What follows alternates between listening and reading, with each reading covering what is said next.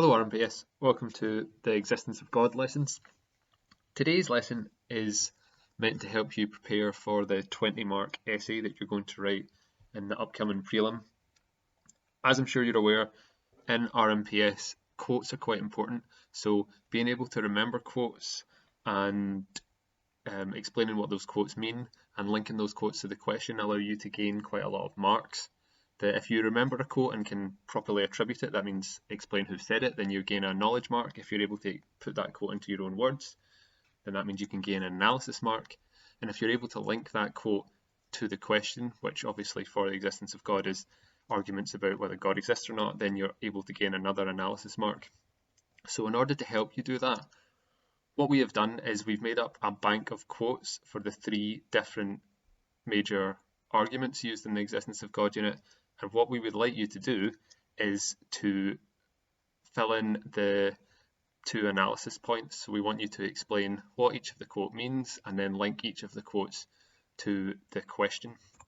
So for example, what that means is that for the cosmological argument, you can see that the first quote is from nihilo ex nihilo fit, and you're meant to explain what that means and then link it to the issue. So explaining what that means is quite straightforward. That just means that nothing can come from nothing.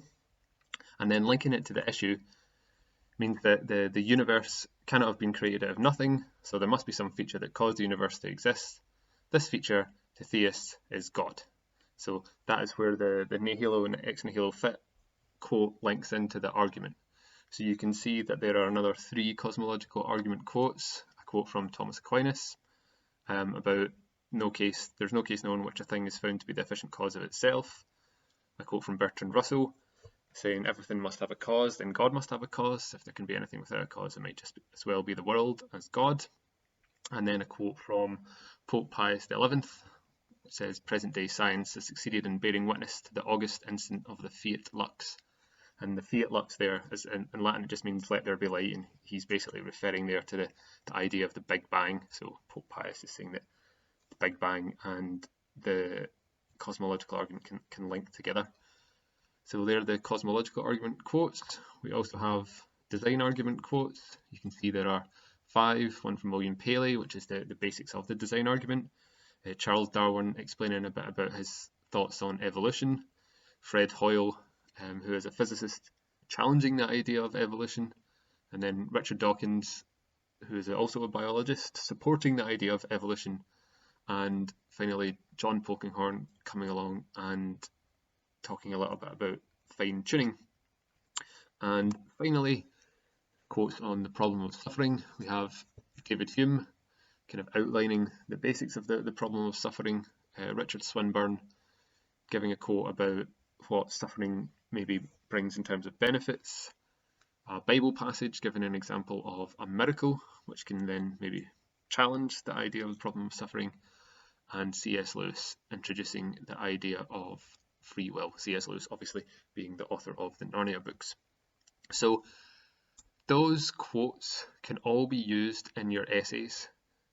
If you remember at least one quote for each of the different arguments, you'll be able to structure your essays very well, and it means that you'll be able to get easy or relatively easy access to quite a few marks.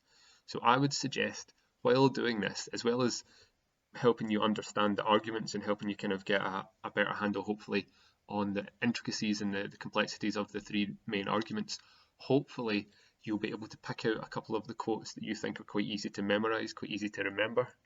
And if you can do that, remember the quotes and make sure you remember to write down who said them, that is, attribute them correctly, then you'll get a knowledge mark. If you're able to explain what the quote means, you can get an analysis mark. And if you're able to link the quote to the issue, that is to the existence of God, then you're going to get another analysis mark. So we think that this is going to be quite a good way for you to be able to access some marks and should be able to help you kind of practice understanding the ideas.